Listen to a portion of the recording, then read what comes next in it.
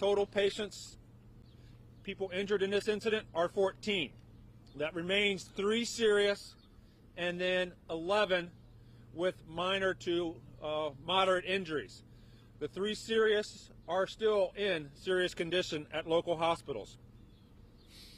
An update on the accountability of the people within the 2405 building.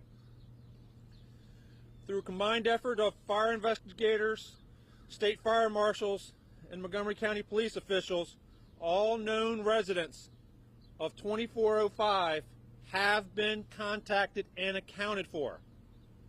All known residents of 2405 have been contacted and accounted for, and all people from their units are accounted for. That is a definite change than what I provided you earlier last evening. We are still working to confirm that there were no visitors or other people in the building at the time of the explosion that are not part of the residents and part of the 14 apartments in that building. Indeed, as you have reported and it has been heard, that there was a property maintenance worker in the building from property management at the time of the explosion. That worker was injured, has been talking with investigators, and is still at an area hospital and has provided us information. One of the components that is being used in an investigative theory is that the work involved with that maintenance individual led to this explosion.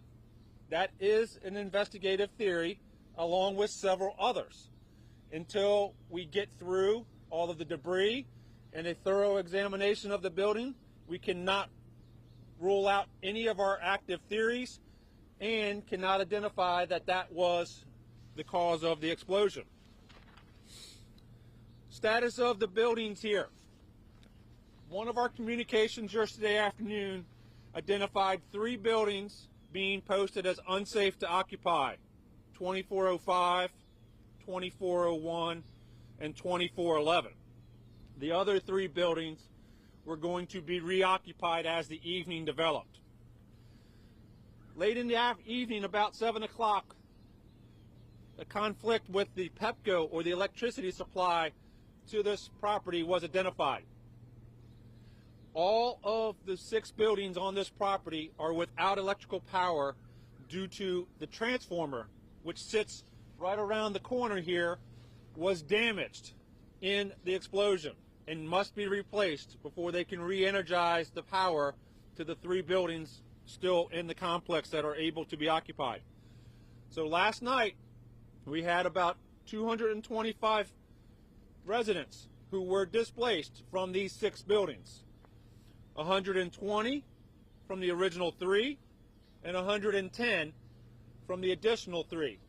Work will continue today with Pepco to get that transformer replaced and to enable those 3 buildings to be reoccupied. Fire rescue crews have started their operations for the day. K9 is working on the pile. We will then do shoring inside of the building in 2405 to make the utility room and the area underneath this pile stable so personnel can operate on top of the pile. And then we will start working, going through the debris field by hand to look for points of investigative interest, as well as search for and confirm all people are accounted for and there are no victims in this building. It is still possible that this is a 3 or so day event continuing from this point forward based upon the complexity involved and the issues of working safely. I'll transition now to County Executive Elrich, and then we'll have questions after the executive. So I just have a little bit to add to this. We know that the fund that was set up to help people here has now exceeded over $220,000. And so thank folks in the community for helping out here. Very few people actually had to stay in the shelter last night. Most people actually found refuge with family and friends elsewhere, so that's also good news for us. Yesterday, the issue of inspections came up, and we didn't have the answer at the moment for the inspections, but I can tell you now that this received a fire inspection on February 2nd, 2022. So a little over a month ago, got the fire inspection. It had its triannual inspection. This building is on a triannual cycle. It got its triannual inspection in September of 2021, which is on the triannual cycle. So they got their triannual inspection. So these buildings were inspected by both for building code and for fire safety. So I thought people might want to know that because it was asserted yesterday that that was not the case. And clearly it's the case. So that hopefully will answer that question for people who still have it lingering out there. And we're here to help. We won't stop until this is done. Hopefully they'll get through the pile in short order. We'll be able to resolve any issues about people, and we'll get down to focusing on what the cause of this was. And that's probably the most important thing, because if it's something structural or something that's defect, those are things that the county or the state may have the ability to regulate. If it's human error, that's not something we can regulate. Better training, perhaps, but not regulate. So we're waiting to get that information so we can determine what we do next in terms of making sure things like this don't happen again. So thank you.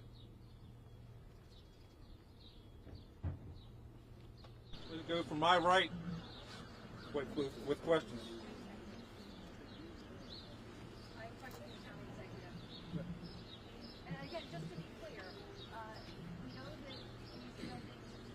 your building inspections were suspended, personal inspections were suspended during the pandemic. That is what we were told by council member Tom Cummings last night. Yeah, not exactly true. Yeah, they were suspended during the first part of the pandemic, because going into buildings without protective equipment, with no vaccines, and with no treatments would have put everybody at risk. Would have put the occupants at risk. If an inspector was sick and didn't know it, would have put the inspectors at risk going into the buildings. So for about a year, I'm getting the dates of when they stopped and when they restarted, but they did not do inspections other than complaint inspections. But the pandemic's still going on, and we've been inspecting since sometime in 2021. I will point out that this is a health and safety issue. If you look at the county council, for example, they haven't been back in session with the public for 2 years. Their new rules are they won't meet the public unless the public is vaccinated. So to have a standard for themselves that's so wildly different than what they expect inspectors to do is, problematic to me. So I just want to reiterate, to be clear, what you told us today is that every inspection for this building was up to date. Yep.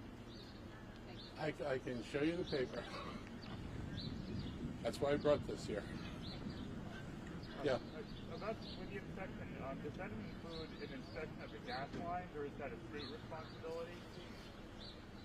Well, the county doesn't have responsibility for the regulators. I think is that Washington Gas? I forget who got that. So the fire inspections are focusing on the life safety issues of the fire alarm. These buildings have sprinkler systems in their mechanical areas. That is the fire safety inspection. Exits, fire alarms, occupant notification, and the sprinkler system. The triannual inspection focuses on tenant habiting and tenant living spaces. The utility components are one that may be managed by the utility providers, but we'll get that information and work back on next time we talk. Chief, can you be any more specific about the work the maintenance worker was doing inside? The maintenance worker was focusing on a plumbing problem, John.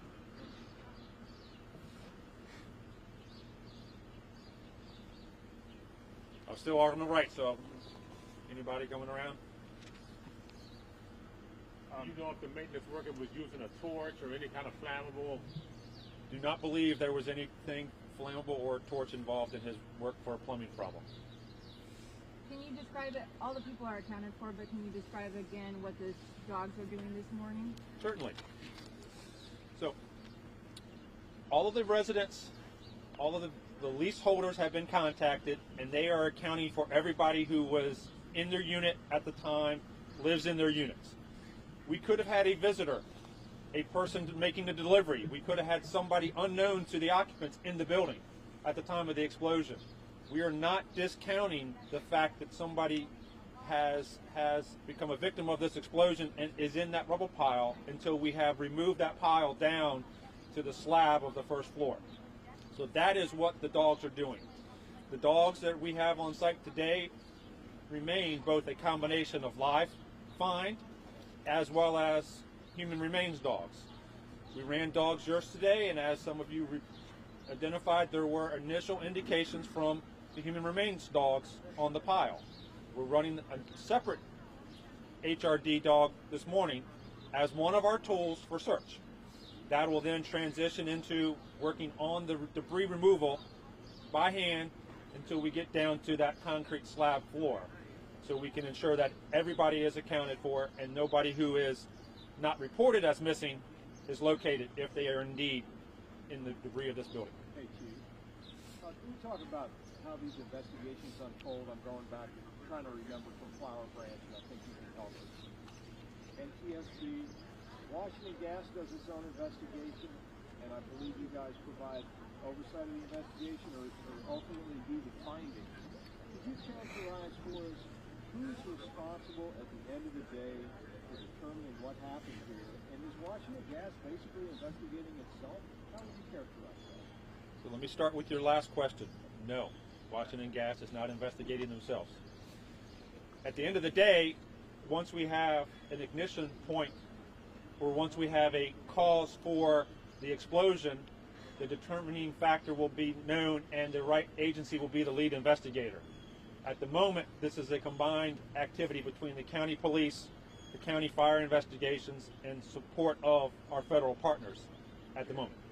Until we know what caused the explosion, the lead agency is not determined. So from Flower Branch, NTSB was involved because it was, as investigation led, determined to be related to the transmission of the gas utility prior to the control by the gas utility of Washington Gas. That is not a point in our concern at this moment, but that may transition that way. So we're still working in the building, combined police and fire rescue, and then once the source and the cause of the explosion is determined, the lead agency will be then identified and work from that point. Just so I'm clear, because a lot of agencies are involved. To find that first point, where it occurred, is that you, arson investigators? Or? It is combined with our fire investigators as well as the county police. As with any, what we believe jurors today, homicide relating to a fire, it is a joint investigation by police and fire until the time of cause of death is identified. So that remains our process here. And we have federal partners from ATF and the state fire marshals on site assisting us, but assisting.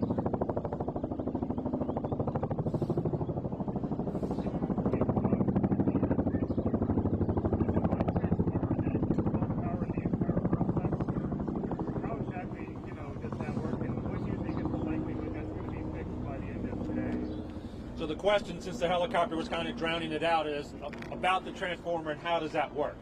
Absolutely, there's transformers about a 4-foot square box right around the corner here in the bushes, and the electrical feed into this 6-building complex goes there, and then each of those 6 buildings is fed from that transformer to the individual buildings. Pepco had crews here last night and was going to replace that box last night. Found some reasons that we did not continue the work last night, and they will be back out here today to replace that transformer. It's a 5 to 7 hour job to do that work, and that is our goal, is to get that work done today, have the power back onto those 3 buildings that we identified, and have those residents back in their buildings tonight. Okay. A question for the county executive. I know you said only there were some residents who stayed in the shelter last night. Do you have sort of a ballpark estimate on? Was it 1? I had it as 2 to 3. 3, I got a fingers in the back. 3.